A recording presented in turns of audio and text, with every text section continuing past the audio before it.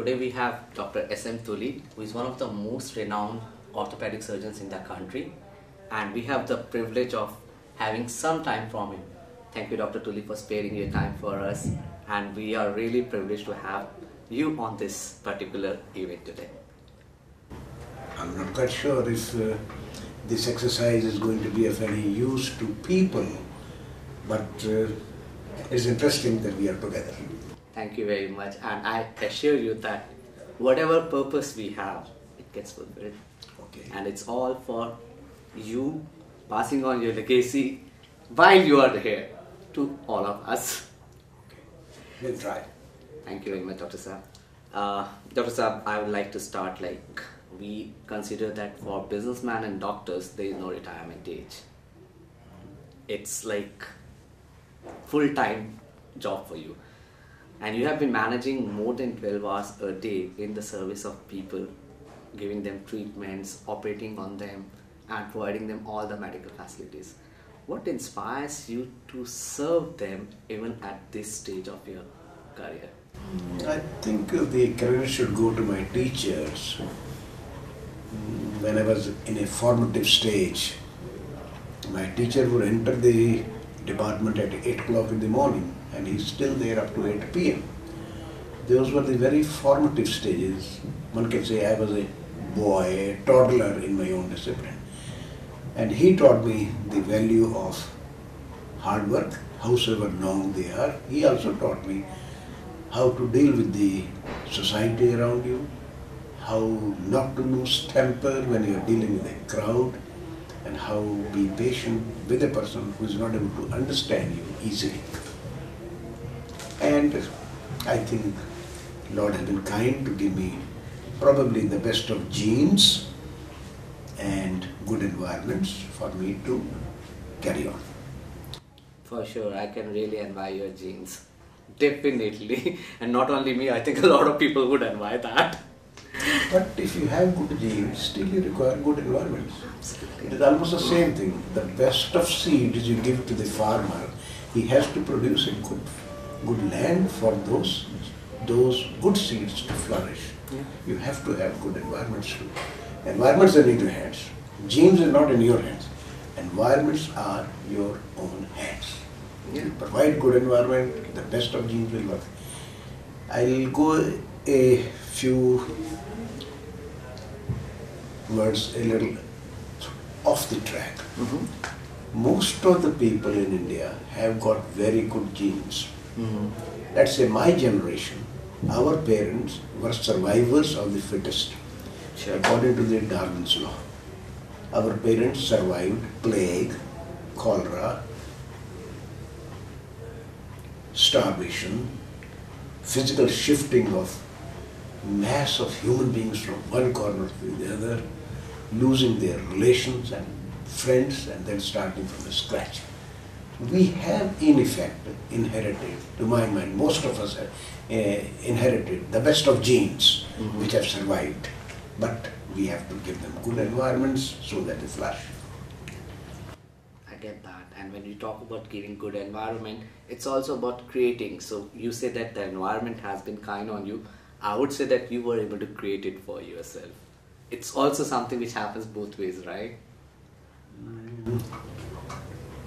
Guess you have been, I think you are a very naughty man. Is it? Well, I think I've been very fortunate. Wherever I have worked, I had the best of team with me. Best of teams with me. I enjoyed as a young person working at Banaras Hindu University. Some of the best team we had. Then University College of Medical Sciences, the best of persons were with me. What else do I want? Dr. Saab, I must say that you are very modest. I would really, point it out here that you got best of the teams because you were the best. And you are the best. You see, unfortunately, Indian psyche basically has been a solo performer. Okay. In the earliest stages, what was the music of India which was recognized by the world? Shehnai, Yeah. sitar, Flute. tabla, single musics.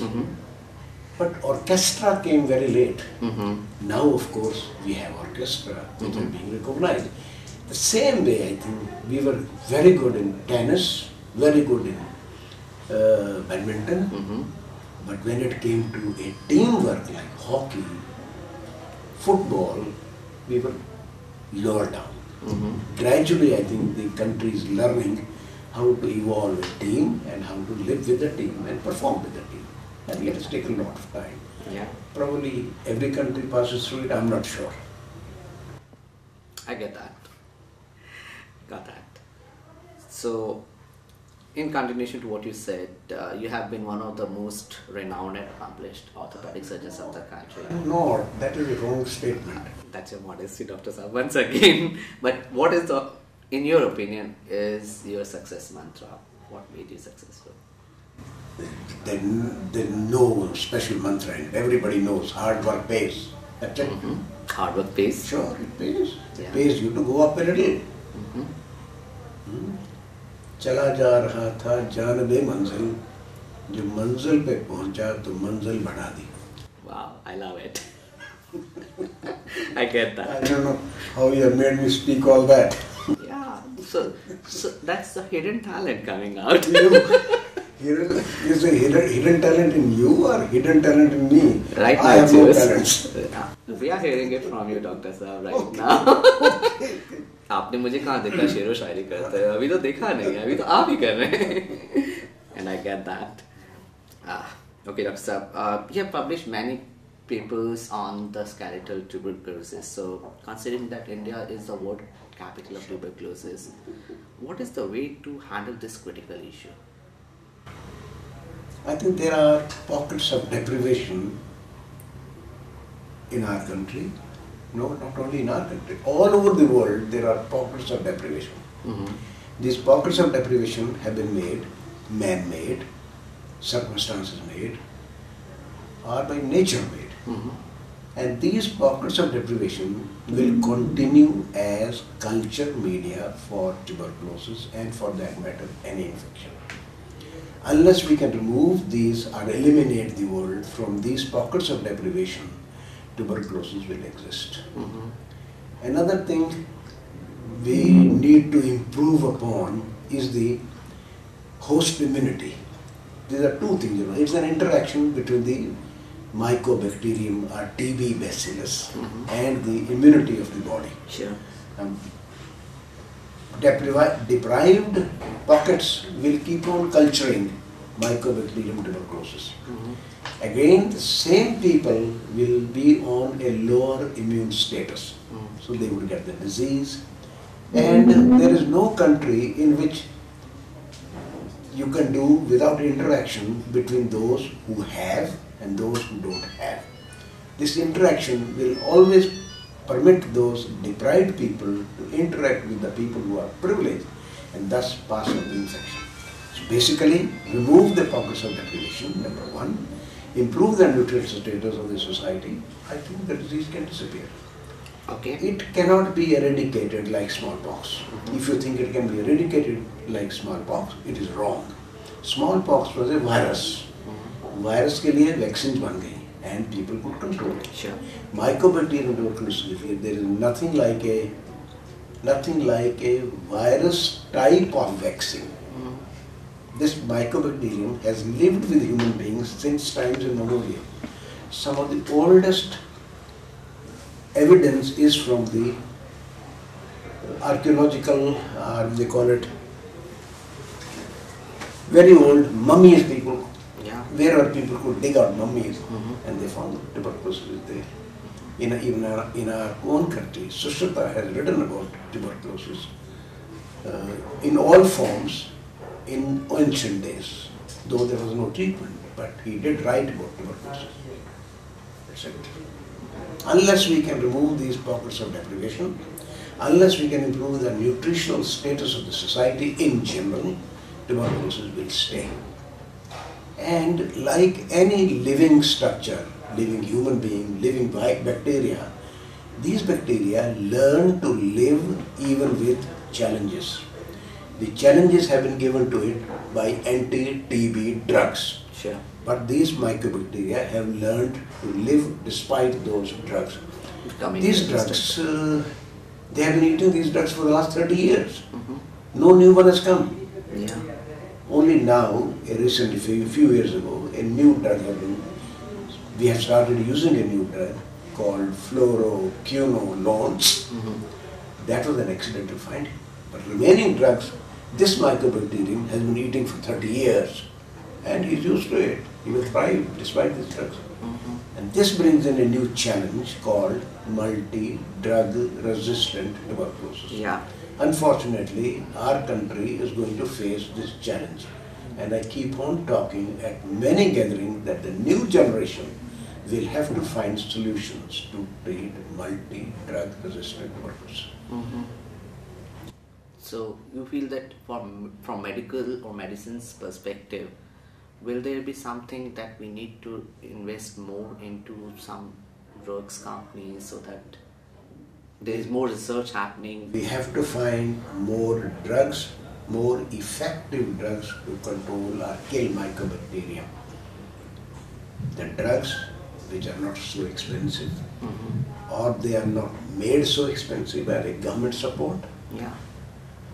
And I think one is also to ensure that the people eat these drugs.